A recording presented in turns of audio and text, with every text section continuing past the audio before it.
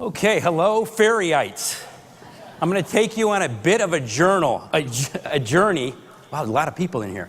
A bit of a journey, and it's not like how to sell real estate.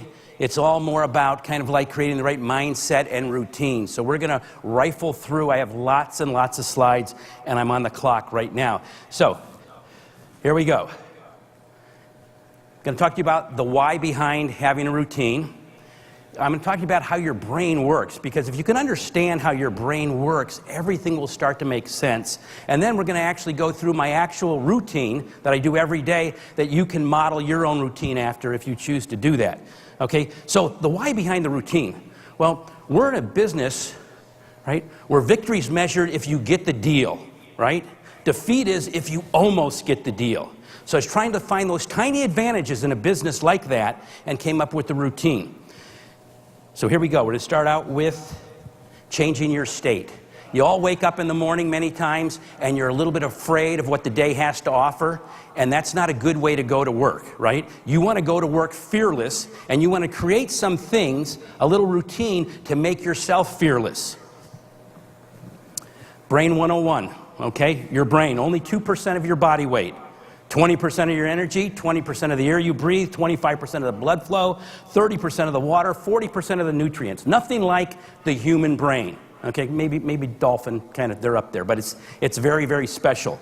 Now, in the 80s and 90s, they had MRIs and other sophisticated ways of looking at your brain. So what they were able to do is to look at your brain in real time, actually map the electrical activity in your brain and see your brain work. And they found out all sorts of things. Here's what they found out. They found out that 98% of what we thought we knew about the brain, 98% of what we knew about the brain, we've actually learned in the last 10 years, and something like 80% of what we thought we knew about the brain turned out to be wrong, which is rather interesting. So I'm going to give you a little brain 101 real quick. Here we go. All right, so your human brain has 100 billion neurons, and that's your brain cells. We used to think we had about 30 million. I mean, don't drink too much, you'll kill off your brain cells. Well, you got lots of them, okay? You can all have a drink tonight, okay? We got lots. And you create more, okay? Here's what your brain can do in a second. It can do 10 quadrillion operations per second. That's 10 to the 10th power. That's a lot, right? And now, in your brain cells, it's all about connections. You've got 100,000 miles of connections in every single brain cell. So you got 1 billion brain cells. Each brain cell has 100,000 miles of connections. It's like all the telephone lines in the world in one individual brain cell, and you got 100 billion of them. So you're pretty special. Eric Crandall, this guy, he shared the Nobel Peace Prize in 2000. For his work on the brain. Here's what he discovered. He said, when you learn something new, okay, your brain actually grows. The electrical activity in your brain actually grows. So that's why it's so important for everybody to always be learning, listening to books, reading books. You want to be continuously learning, because you're molding your brain. 3 parts of the brain I'm going to cover for you real quick. First is the conscious brain. That's the CEO. That's the one that sets the goals. Okay? It gives the orders. It only controls 2 to 4% of your perceptions and behavior. It's got a memory span of about 20 seconds. If we didn't have our name tag on, and you met this person and that person and that person, by the time you got to the 4th person, you can't remember the first person, right? That's because it's in the conscious portion of your brain. But that's what we're all operating in. So we're all operating in about 4% of our capacity. Now, the non-conscious portion of your brain, that's the power center. That controls 96 to 98% of your perceptions and behavior. Okay? Interesting thing about it, it's only in the present, where your conscious brain is the past and the future. It's worried. The conscious brain, the other nice piece about it is it's what we call servile. So it sets no goals of its own. It doesn't judge the merits or values of the goal. It only tries to carry out the given order that you give it. How many of you saw the movie Limitless? Few of you did? Okay, great. You got a great experience in that movie of Bradley Cooper taking this little pill, and all he was doing was accessing the power of his non-conscious brain, which, if you follow along with me, we're going to get you to do by the end of this little presentation. So it's your conscious mind is what you use to define and articulate and set the goals, but it's the non-conscious mind that follows through with all the dozens and hundreds and millions of actions necessary to achieve those goals. Last piece on the brain, your RAS, your reticular activating system part of your brain. It sits at the base of your brain, connects your spinal cord and your cerebellum, and it acts as a sensory filter for all these bits of information that come in, and if it's relevant to you, it brings it to your attention. If it's not relevant to you, you don't even know about it. Okay? So, the RAS is from, it's a Latin word, it's called reticulum, it means little net. So everything that you see, hear, taste, smell goes into this filter. If it's relevant to you, you know about it. Not relevant to you, you don't know about it. It's like Google. You type a search string into Google, it goes out and scans the internet for whatever you typed in. Well, your RAS does the same thing. You program something into your brain, it goes out there. Only difference, your RAS is 800 times faster than Google. It would be like Google is on a stone tablet compared to your brain. Okay, let's say, for example, you earn 100 grand a year. That's what you believe you're worth. I'm worth 100 grand a year. Okay? Your subconscious sees you as someone that earns $100,000 a year. So even if $1 million a year came along, you don't process it. Okay? It goes to like a little hiding spot, a little blind spot. Okay? The Greek word for that is stoma. It means blind spot. So it's there, it's just stored away somewhere else. I'll give you one little example and then we'll get into my routine. My parents are older, old Italians.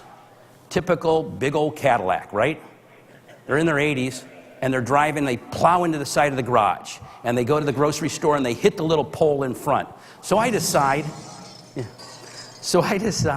that I'm going to, find them a different car. So I call up my car broker, he's my pal, I said, hey, I give him the story, he goes, hey, you need to get him a Toyota Corolla. I'm like, Toyota Corolla. I have no idea what a Toyota Corolla is. I've never in my life seen a Toyota Corolla. So I have my admin, Deetra, I say, Deetra, Google a Toyota Corolla. Let me see what they look like. It's 4 o'clock in the afternoon. She Googles it, I see it up there. Like, yeah, I've never seen that before. Now, the old headquarters of Intero was right on the Apple campus. So every time you'd get on 280, you'd have this traffic light and there'd be a ton of cars there. And I had an appointment down in San Jose at Santana Row. So that same day, after looking at those Toyota Corollas and having that in my RAS, I got onto the off-ramp or the on-ramp, and I'm stuck right there. And I look in front of me, and guess what I saw? Toyota Corolla. But it was more amazing. I looked to the right, and I saw a Toyota Corolla. Then I looked in my rear view mirror, and I saw a Toyota Corolla, and I stuck the backup camera on to make sure it was it. 3 of them. You just realize it. So that's how your RAS works. You got it? Okay. So let's talk about now my actual routine. And I hope you can use this as a model. It doesn't have to be exactly. I think I might have told you, you remember said in the beginning, to know and not to do is really not to know.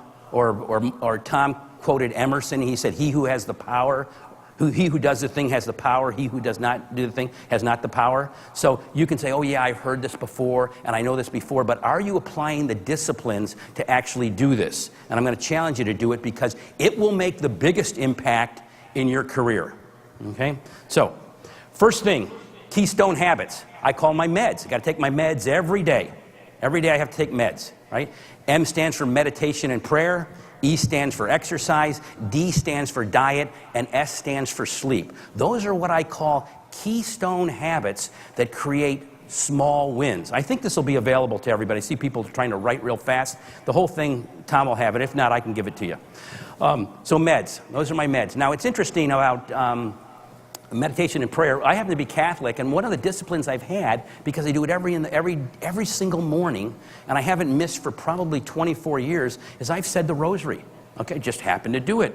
That's what I learned, and that's what I do, and it's a bit of prayer. Now, meditation's an interesting one. They say people that meditate are happier, right? They say they're calm. It also lowers your cortisol, so you have less stress. So I wanted backup on that. Here's what I discovered.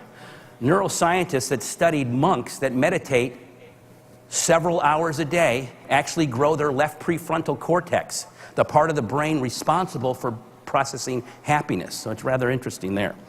Okay, next thing is I'm going to talk to you about is I'm going to go now. I've got up. I've meditated, I've prayed, and now I want to change my state.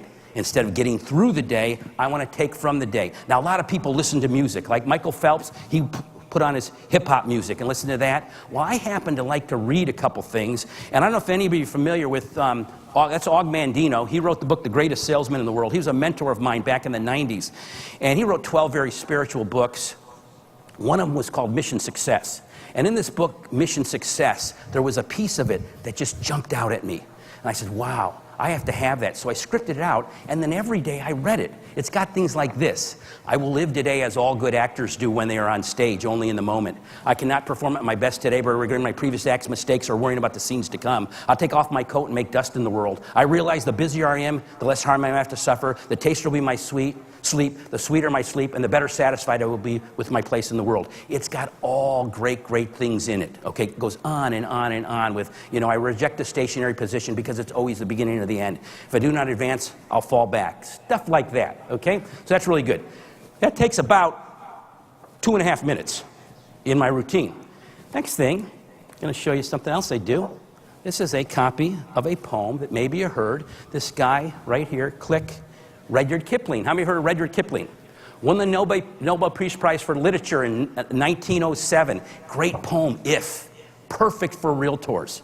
Perfect for parents, perfect for managers. If you can keep your head when all about you are losing theirs and blaming it on you. If you can trust yourself when all men doubt you, but make allowance for their doubting too. If you can dream and not make dreams your master. If you can think and not make thoughts your aim. If you can meet with triumph and disaster and treat those two impostors just the same. If you can bear to hear the truth you spoke and twist it by knaves to make a trap for fools. Or watch the things you gave your life to broken and stoop and build them up with worn out tools. If you can make one heap of all your winnings and risk it at one turn of pitch and toss and lose and start again at your beginnings and never breathe a word about your loss. It goes on like that. All good stuff. All I'm doing, thank you.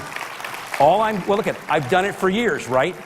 It's if you do the thing, have the power. So I'd go on and on and on with that. So then, now what happens? When I do that, my state starts to change. I actually, stand up straighter. You do these things. So I'm changing my state, okay? I had like about 5 things that I do, but we only have a certain amount of time to show you those too. The journal. Remember that journal Tom passed out at the last time in there? He copied it from me, which I told him he could. It was no problem. But you have a success journal. Made the success journal and gratitude, right? Everybody's, gratitude. I always hear about gratitude, gratitude, gratitude, gratitude. It's like, okay, what is this gratitude thing? So I study it. There's a guy named Paul Edmonds, University of California, Davis, studied gratitude for 25 years, and it talks about all the good things that gratitude does in your life. So what I'm challenging everybody to do is to write down 10 things or people that you're grateful for. It's a simple thing. It's a slight edge concept, easy to do, easy not to do, okay? So you do that. Next thing, anybody know who this guy is? That's Shawn Achor. I had my little success journal, and I said, hey, Shawn, you had a great, great book. Shawn Achor is a professor at Harvard, okay, studies positive psychology. Psychology, it's almost a 17-to-1 ratio on people studying negative psychology. He's one of the positive psychology guys, so I was attracted to him. In his book, The Happiness Advantage, he says, write down 3 things that made you happy in the last 24 hours. What that does is it forces your brain, because you can only concentrate on one thing at a time, to block out everything else and write down those 3 things. It's a great little exercise, okay?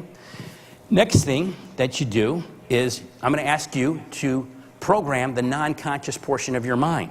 So if you had a great year where you made $1 million, Peggy, you made $1 million, right? You had a great year. So what I asked Peggy to do is write down, I am earning $10 million or more. Why would you want to do that? Because your non-conscious portion of your brain is servile. It sets no goals of its own. It doesn't judge the merits or value of the goal. It only will try to carry out the given order. Now, it's important to do that first thing in the morning when you're a little groggy, or at the end of the day when you're a little tired. Otherwise, the conscious portion of your mind, your drunk monkey will say, I can't do 10 million, okay? Honest to God, this says 20 million here. I had moved that to $40 million. I am earning $40 million or more in the next 12 months, and out of the blue, my company got sold, okay? It just happened. I believe I programmed it in, okay?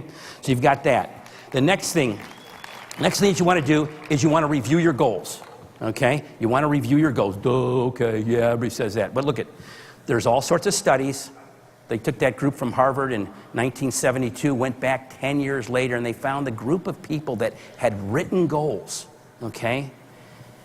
The 3% was a greater net worth than the 97%. So it's amazing. But what happens with goals is many times we don't believe that we can achieve them. And the other thing that happens with goals is you write your goals and you never look at them again. You've got to look at them every single day. You get your goals into your reticular activating system part of your brain, and then it seeks out. Remember, it's a great smart device, right? It goes to whatever you program in. That's why you don't want to program bad stuff in, right? Worry is a prayer for what you don't want. You don't want to put those things in, right? You want to put the good things in. So what a great thing of going for your goals. I almost have to go for a cup of water right now because in my goals is drinking water. You know, it's almost moving me to it right now. So review them. Look at them. I also have, you can click back up there or show that slide again. I also have in there a dream book, okay? Places you want to go, things you want to have. So things that I want to have is in that book, okay, on there. And that's another great way to just keep it in front of you. Exercise. I know we hate to do it, but you got to do it. I'm going to challenge you to break a sweat. Okay? Y'all have all heard about exercise. It releases those feel-good hormones like endorphins, right? That's what they call them. It's that runner's high. You feel real good. Okay? It's serotonin and dopamine. That's a great, great thing. Now, exercise is kind of an interesting thing. It can cure many, many things. Right? For examples, tons of studies out there, but here's one for an example. Depressed people, right? They got 3 groups, 1, 2, and 3. You're all depressed, right? Equally depressed. This group, give you drugs. This group, you're going to have drugs and exercise a little bit. This group, all you get to do is exercise. Okay? You know what happened? Every one of them got cured the same. It was a tie. Now here's the interesting piece. They went back at 6 and 9 month intervals. These guys over here that had the drugs, 38% relapse rate. Drugs and workout, not much better, 31. Workout only 9% reverted back. So working out is probably better than taking drugs, right? So it's important. The other thing is, how many of you eat breakfast? I didn't eat breakfast for years, right? But breakfast is something very important to eat, okay? Not only helps you in the classroom for your kids, but it helps you in the boardroom. It's good to get your metabolism going. Matter of fact, if you don't eat breakfast, you have a 450% greater chance of being obese. That's from a study from the University of Massachusetts. So you want to eat breakfast, and it has to do with the metabolic rate. When you start to eat right when you get up, it gets that metabolism going. When you don't eat when you get up, your body's in a starvation mode. So we want to eat breakfast as part of your routine. Okay. I know you're an independent contractor. It's like the good news is you're an independent contractor. The bad news is you're an independent contractor, right? That's what it is. And so you can choose to not go to work because you don't have an appointment till 11 o'clock. But if you really want to do great in this business, you treat it like a real job. You show up every day at the same time. Okay, now, I've got a picture of the office. But I've also got a picture of a coffee shop because I think a coffee shop is even better. I would show up at a coffee shop, drive up in my little real estate mobile, park right in front, and get in the coffee shop. In that coffee shop, I would plan my day. I would write some thank you notes. I would put my whole plan together. And you know what? I would pull a deal every month out of the coffee shop. All right? Because people knew who it was. Okay? The other thing, when you work out, if you can put your company name on your deal. Before I started traveling every week, I was working out every day at this one gym, and I would pull a deal. I haven't sold a house since 1997, okay? But I would pull a deal every month out of the gym. Okay, now, there's 100 realtors in that gym, but usually they picked me because they, without a doubt, I had my Intero shirt on all the time, right? So you want to do that. Click. Work from a list. How many of you work from a list? Duh. Okay. Now, a bunch of people raise your hand. I said, okay, show me your list today. Oh, I don't have one today, right? Because that's what usually happens. We don't have the discipline to have a list every single day. If you don't have a list, you're an incredibly reactive person. You can double your output just by having a list, okay? Now, what's the problem with the list? You have this big, long list, right? What do? We do the easy things on the list, and then the important things don't get done, right? So we got a plan. You're going to write down the top 7. This is something I email out to probably 200 agents that I help coach. But it's my list, what I'm going to do. My meds are always on there, my routine's on there, and then anything I'm doing. And if you notice, next to those is a time frame. So if I think it's going to take 30 minutes, I put 30 minutes down. If I think it's going to take 90 minutes, 90 minutes down. And you try to finish the task within that allotted time. And the reason why you do that is because of Parkinson's law. Parkinson's law is this: work expands or contracts to fit the time allotted. That's why you want to make the list and put the times in. Very, very important. Okay, already kind of covered that. Brand new one. Tom sent me this book 2 weeks ago. It's by Peter Bergman. It's called 18 Minutes.